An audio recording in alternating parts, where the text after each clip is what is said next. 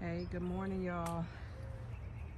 It is June, and in today's video, I want to talk about things that you can still be doing in the month of June in Central Florida. If you're new to my channel, my name is Aisha, otherwise known as Miss Champagne, and welcome to Growing by Faith Homestead.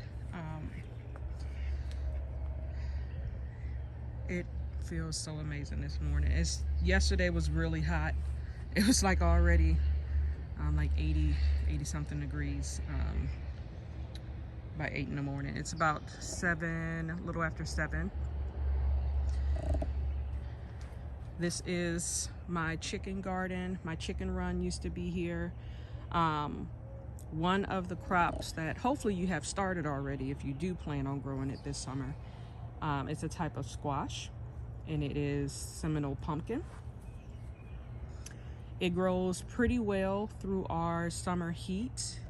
It does prefer a little bit of shade if you have it, because it starts to struggle when we sustain temperatures in the 90s throughout the entire day. But the good thing is that happens during our rainy season, so at least it's getting well watered throughout the day. This is 2 vines. I have 1 vine planted here. This was my 3 sisters' garden. We still see some remnants of the green beans. I'm going to be pulling those out and cutting the corn stalks as well. I've already harvested. Is that our first little pumpkin? I think it is. Oh no, I think something already got it.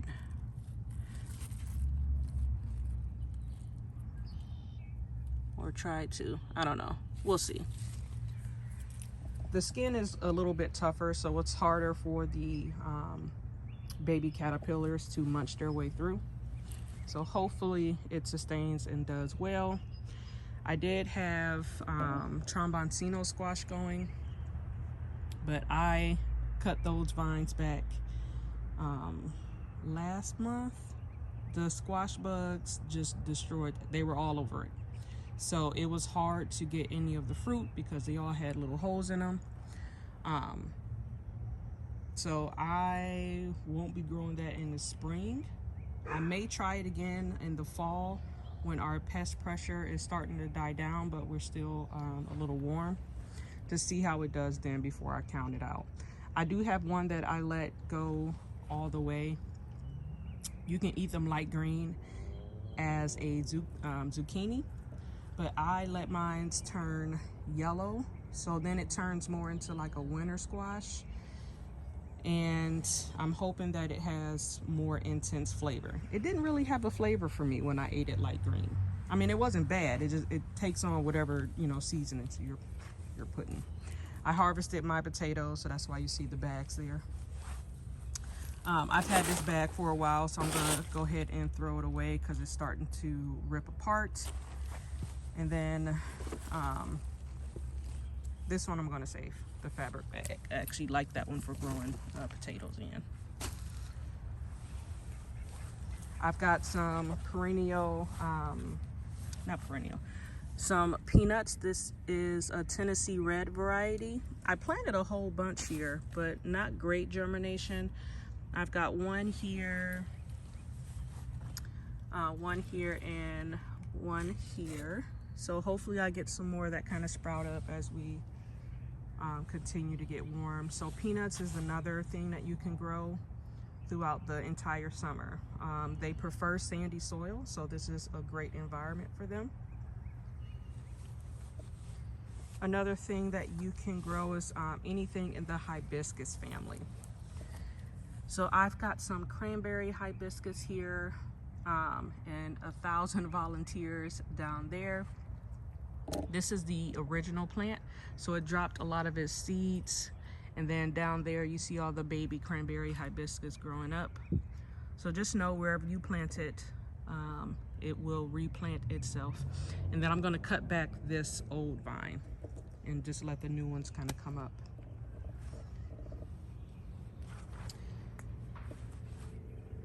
Another hibiscus family member you can grow is the sorrel or Jamaican sorrel, which I have here. This is also in the hibiscus family. It grows all throughout the summer. It loves the heat, loves the sun. And then as the daylight hours start to decrease, it will actually start to flower and start to put on its blossoms. Now with the cranberry leaf, you can eat the leaves of it, or you can dry it and use it as tea. With this, you're going to eat the dried flower, which forms a calyx. And that's what you use to either make tea or a drink with it. People make something called like Florida cranberry sauce. I've got some cranberry hibiscus volunteering itself everywhere. So yeah, that's another hibiscus thing you can grow. And then of course okra, which I have a ton of okra growing. Okra is also in the hibiscus family. We eat the fruit that it produces. Moringa is another great thing that you can grow during the summer heat. Seed germination can be hit or miss sometimes. It really just depends on how old your seed is. This has been growing since last year. They grow in my zone as perennials. They don't really die back unless we get a really, really intensive freeze. These are edible. They do have an earthy taste. So if you're one of those people that can do like grass shots, then you'll probably be able to eat this raw. The younger the leaves, the better the flavor. But if you don't want to eat it raw, you can put it in smoothies. A lot of people dry it and then make a powder and then like put it in capsules.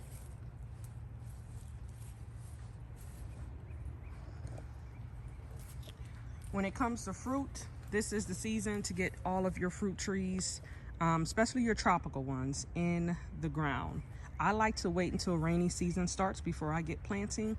That way everything gets really watered in by the daily rains that we have. Bananas are one of those crops that really love the rain and they love warm weather. They don't necessarily love that direct sunlight, but it's not going to kill the plant. You may just see some damage to the leaves. They get a little burnt. I was hoping that I would have a lot more shade, but the trees are taking their sweet time. I have a guava tree that grows well throughout the summer. I get most of my fruit in the winter and spring. That's pretty much the only time when I eat the guava. During the summer, the little fruit flies are all over it and they usually get inside the fruit, and then I don't eat it. I'll just give it to my chickens. Pineapple is another fruit plant that you can throw in the ground now. This is when it's going to thrive. It's in the bromeliad family, if you know what that type of plant is, except for we eat the flower, which is the pineapple. So those will go well this summer. You can get those started in June. Obviously mango trees, it's a great time to get them in the ground if you have already purchased them. You're not going to get fruit the same year that you plant it, but you'll get lots of new growth. This is my Maha Chinook, in the ground for 2 years now. I did remove probably about 3 mangoes that was hanging on here. It's still little. I want it to be closer to like my chest before I really let it hang on to any fruit, or at least have 5 to 6 branches. It's only got like 3 main branches right now, but then it's pushing on like 3 here, and then that's going to be like 4 or 5. So next year it will be ready to have fruit. I do have a mango tree with fruit on it, and that's my dwarf Hawaiian. This one has way more than 6 branches, so I was okay with letting it hang on to some fruit. It flushed out twice. So we have an older fruit back here. That was the original flush, but we had like some really bad, crazy weather, so it lost all the rest of them. But then it blossomed again, and now we've got some that look promising. So we may get like 5 mangoes this year. It is also shooting out new growth, which is good. That's what you want to see. You've got new growth everywhere. So all of your mango trees can be going in. A pigeon pea is another great plant. It grows like a tree, so you need to be mindful about where you put it. It's not something that you want to put in the garden bed. I cut mines back every year. They are perennial. They last like probably 5 or 6 years before they kind of start dying back. But if you go to the store and you eat like gandules or pigeon pea, this is what it looks like.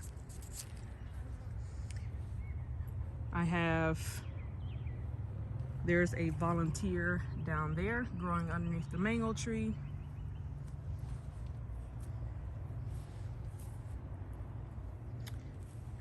Just want to show you, been cutting back a lot of the cranberry hibiscus.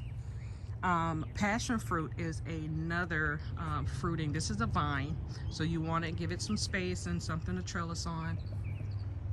That grows well in tropical climates, so 9 and above.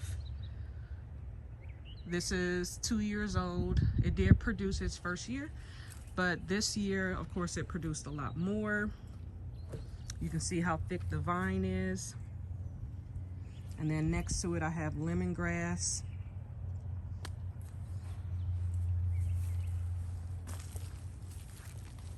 All right, of course, your watermelons. This is a great time of year to get those started. I've got some crimson sweets watermelon growing. And then in the bed, I also have some southern cow peas. This is the pink-eyed purple hull variety. We've got some here. They're great for fixing nitrogen in the soil, and then they also produce, you know, the pod that is edible. Lots of marigolds. This is the time of year for them, so get those seeds sprinkled into your garden. You don't want to really have blank spaces in your garden beds. So as you start to remove a lot of your, you know, spring crops, you want to cover your soil. So either you can cover crop it, which is just planting in your bed. Beans are a great solution, even if you don't like black-eyed peas. You can grab a bag at the store, plant them throughout your beds. They're going to fix nitrogen, and then you can chop and drop right then, and then just use all that organic matter when you go to plant your fall crop. Because just, you know, it's hot. So no one wants to be out here, but you don't want your plant to, you know, your soil to be bare and get baked by the sun, and then it kills a lot of your organic matter.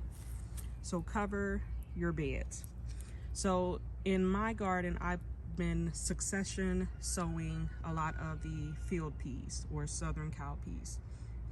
So I have this, which I planted first, and then 2 weeks later, I just sowed some seeds in here. They do prefer to be direct planted into this garden bed. I did have some bush beans here that I got one crop off, and then I just chopped them and let them die in place.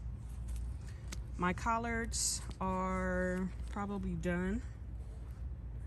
Right now I'm just leaving it as shade because it's shading and protecting my bell pepper plant. It's a sweet, you know, bell pepper, a little smaller than the store variety, but it cannot handle our sun, and it may not make it through our summer. I usually start seeds over in like June or July to have ready by the fall. Here's some okra. So okra again is in the hibiscus family. You'll see the leaves look similar to the cranberry hibiscus and the sorrel. They all kind of have similar leaves. This is just a lot of volunteer calendula. I'm just letting it grow to cover the ground. They're going to naturally die back because they do not like our summer.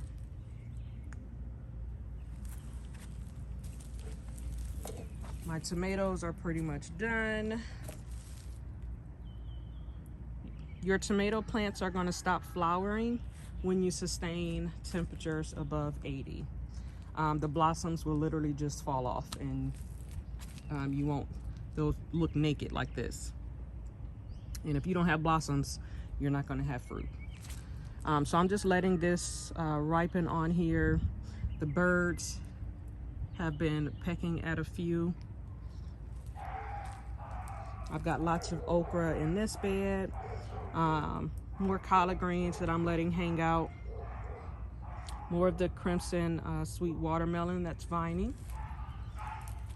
I've got marigolds popping up.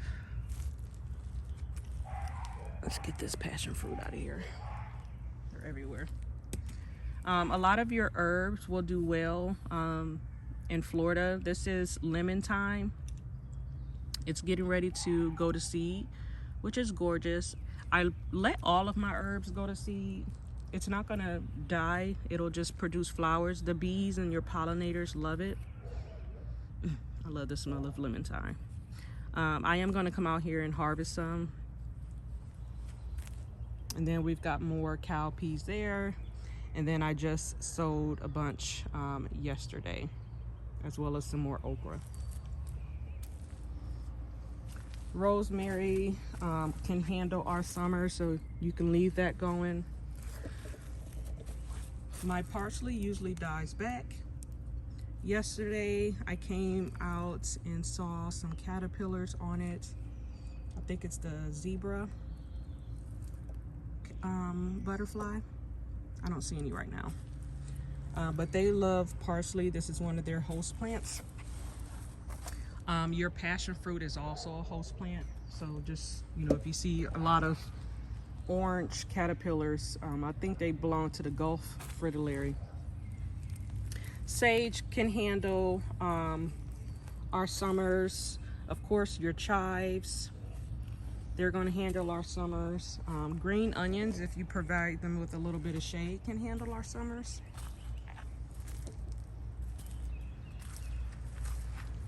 And then when it comes to flowers, I succession sow sunflowers throughout the entire summer.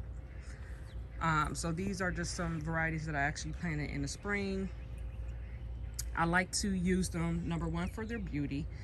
Number two, for trap crops. The leaf-footed bugs, which are sap-sucking insects, love sunflowers. They'll be all over the heads, all over the leaves. There's one right there. And they'll leave your plants alone. I've got tiger lilies. So all of your lilies, they come back every year. They're perennial. Will blossom in the summer. They usually blossom in June.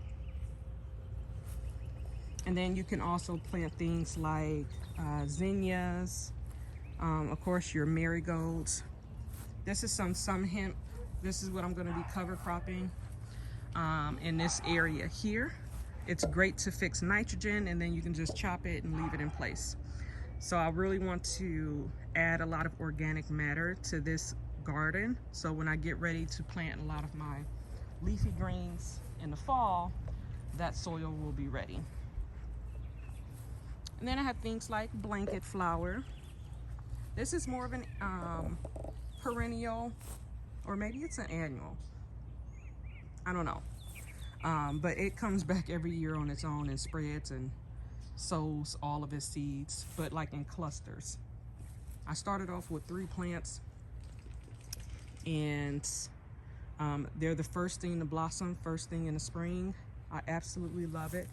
They're like pink with yellow tips on the leaves. The pollinators love it. I'd rather have this growing than a lot of the weeds, so I'm hoping it just smothers out this area. This is my poor soursop. This is an extremely tropical tree, and it got beat up all year long. First during the Milton, it was laying on its side. So then I propped it up. It still held on. It had lots of green leaves. But then this winter, it just was too cold, and I didn't have it protected. If you notice, it's the only fruit tree that's really kind of out on its own. A lot of my fruit trees are covered either by the Mexican sunflower, which is another thing that you can plant this summer. It's great for chop and drop. I use it for wind protection. I use it for sun protection. But it creates like a little microclimate. And like, had it been planted here, it probably would have survived. The sweet sop, however, did great. So it's a little more cold hardy than the sour sop. It's not really protected by a lot of trees. I mean, it has a pigeon pea next to it, but nothing else. It is producing fruit this year, so I'm excited about that. More pigeon peas. I'm planting them everywhere. And then if you already have your peppers established, then they should be able to survive the summer. You just want to give them a little bit of shade protection, because they can get sun scald on your peppers and then they're not really all that edible. So I have shade cloth over here. It is essential to have shade cloth in Florida. And then I've got Puerto Rican black bean down here. That was probably sown by the squirrel that was eating them all last year. And then I did plant some more in here. They're slow growing. They take like a month or two to really get going, but then they explode during the heat of the summer. This was my Kajari melon. I'm only taking it out because the squash bugs have moved on from that squash over there to my melon over here. And they were attacking every single fruit that it tried to produce. I did manage to get one, but it takes up a lot of space. So it did great as far as, you know, not succumbing to powdery mildew. I didn't have an issue with that. It didn't mind the heat. It looks sad because I actually cut it at the base last night, so it just makes it easier to remove when it's a little more dry. But yeah, the squash bugs were all over it. The leaf-footed bugs have started to find it. So yeah. But yeah, I've got peppers. They're doing well. I'm gonna harvest some banana peppers. Ooh, that lizard scared me. So banana peppers today. Are those eggs? I think those are. Those look like squash bug eggs. So I will be getting rid of those.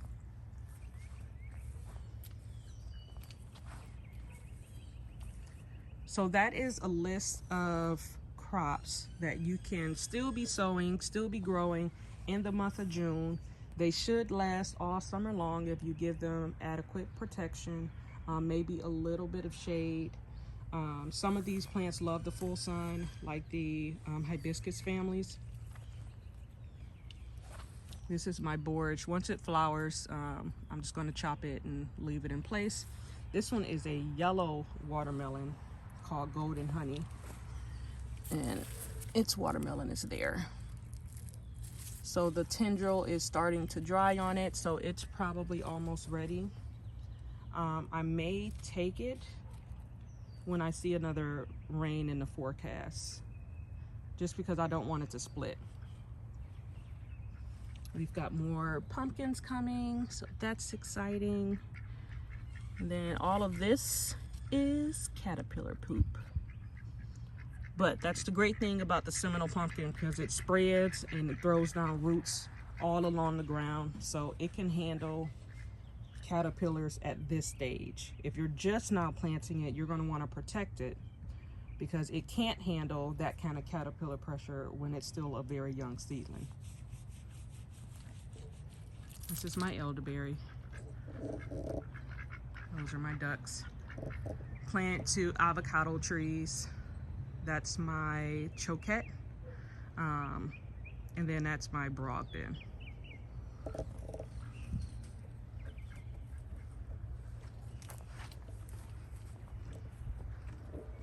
So yeah, that's it. I hope you enjoyed today's video, just to get you guys encouraged to get out there, still be in your gardens. I know it's about to get hot and it's about to get unbearable. The mosquitoes are already out, which is why I have on long sleeves. This is my garden attire, as well as either jeans or some jogging pants, because I can't even wear leggings because the mosquitoes will bite me through the leggings. But take care of your gardens during the summertime. Plant stuff that will thrive off neglect. Like all of the plant varieties that I just mentioned, unless you're just now getting them in the ground. Again, those watermelons and pumpkins, you want to provide with a little bit of protection in the beginning. Once they get established, they can handle a little bit of pest pressure. But that's it for now. Till next time, don't forget to like, follow, and subscribe.